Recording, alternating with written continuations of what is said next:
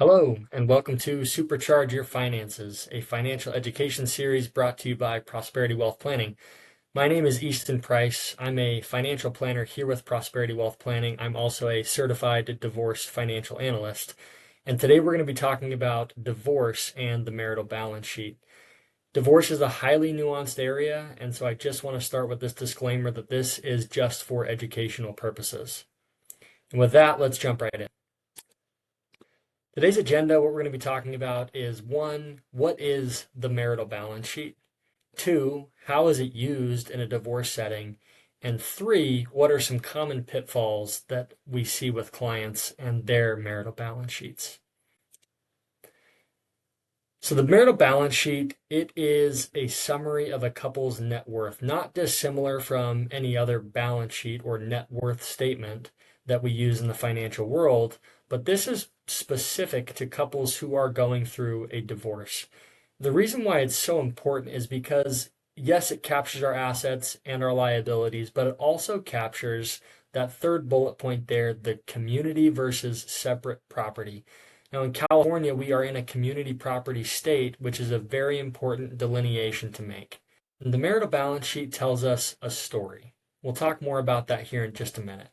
It also serves as a baseline for negotiations. The marital balance sheet is the foundation that negotiation strategies are built upon. So having a good, solid marital balance sheet with good inputs and good data can make all the difference as you navigate your divorce. This is just a really quick sample of what a marital balance sheet could look like. And the way we do it is we outline all the assets and liabilities over here on the left-hand side of the screen, where we've got cash, taxable assets, tax-deferred assets, real estate, real property, miscellaneous, and then credit cards. And we've got the loans built in there throughout where appropriate. At the bottom there, you can see the total value of this marital balance sheet, along with the equalization payment that needs to be made from spouse one to spouse two.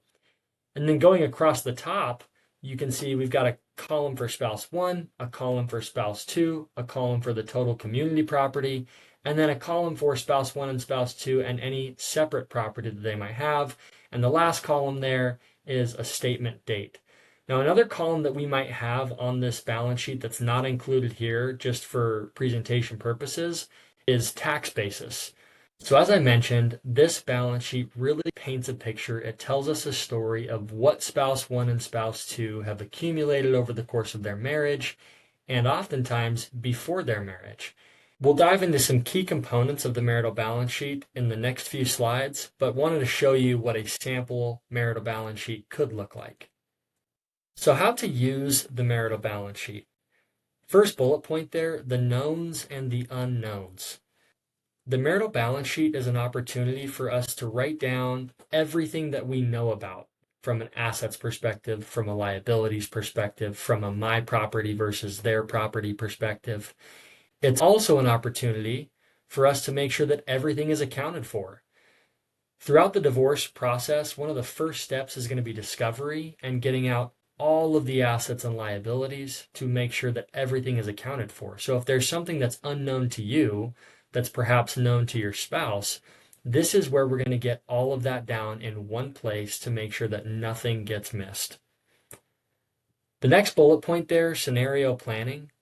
The marital balance sheet is key in looking at various scenarios of, well, if I keep this asset or if they take that liability, what do I have to do to offset that? So scenario planning is a big point because a lot of people want to see specifically around the marital home. Hey, I'd really like to keep the marital home. What's it going to take for me to keep that? What do I have to quote unquote give up to keep the marital home? Because there is a trade-off. And how will that affect me going forward?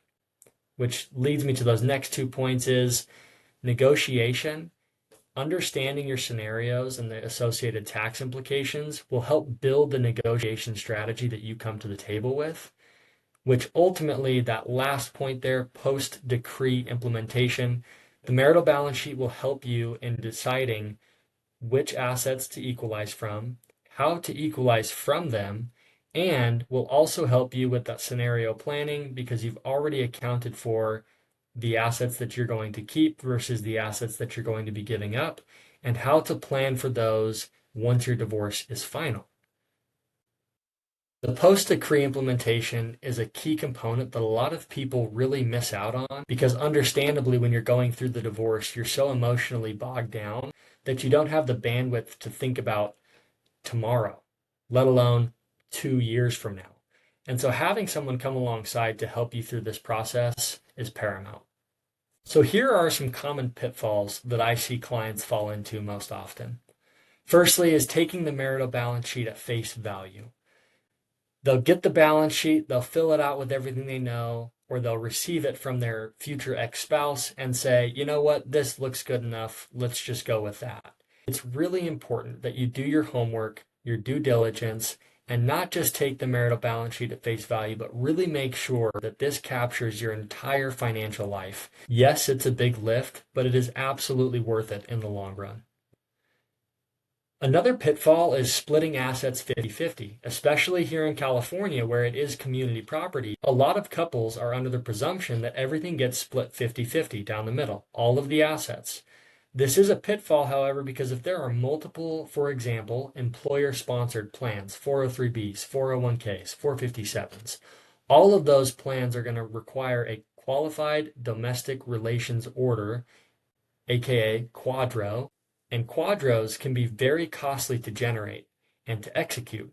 And so instead of splitting those assets 50-50, you look at the other assets available on the marital balance sheet and say, well, what makes more sense and what is more cost effective than splitting all of the assets 50-50? Third bullet point there, ignoring the cost basis of underlying positions.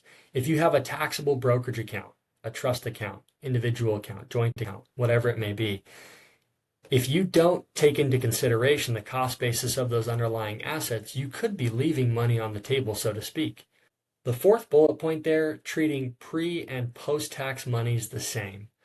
This one is huge. A lot of people think I've got $1 million in my 401k and I've got $1 million in a taxable account.